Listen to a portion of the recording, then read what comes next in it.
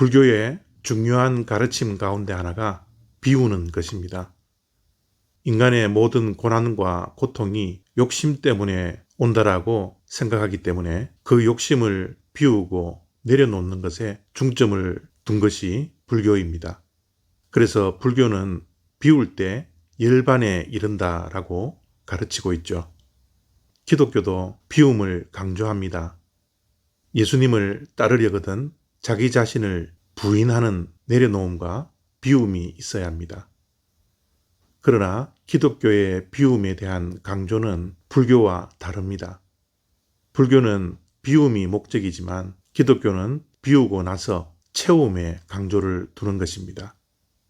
다시 말씀드리면 기독교는 채움이 목적입니다. 내 자신을 비우고 하나님의 말씀을 채우고 성령님을 채우고 예수 그리스도의 인격과 성품을 채우는 것, 그것이 기독교의 목적입니다. 누가복음 11장 24절부터 26절까지 말씀입니다.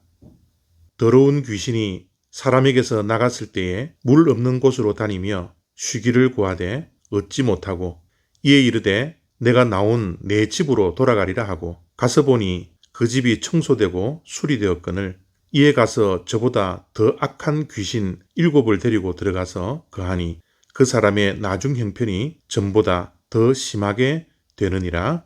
아멘. 예수님께서 3년 동안 공생일을 하는 중에 많은 사역이 있었습니다. 그 중에 중점을 둔 사역 가운데 하나가 축사 사역입니다. 귀신을 내어쫓는 사역이죠.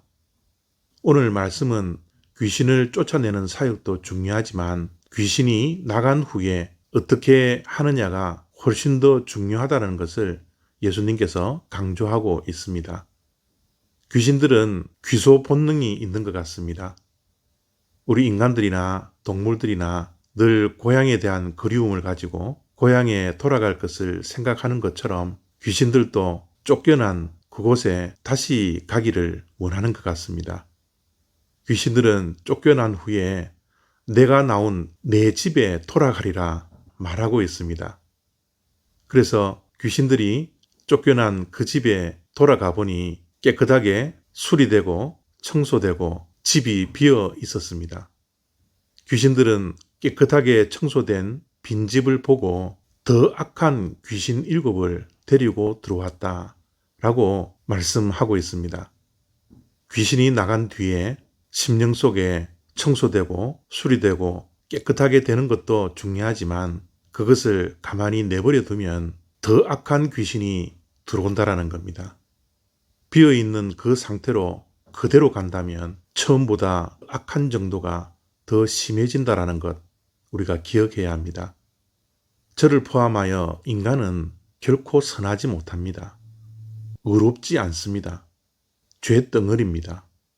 죄 투성입니다. 아무것도 하지 않고 가만히 내버려 두면 점점 악해지는 것이 인간들입니다. 그러므로 비어있는 그곳에 선한 것을 채워 넣어야 합니다. 이 세상에 선한 것이 있습니까?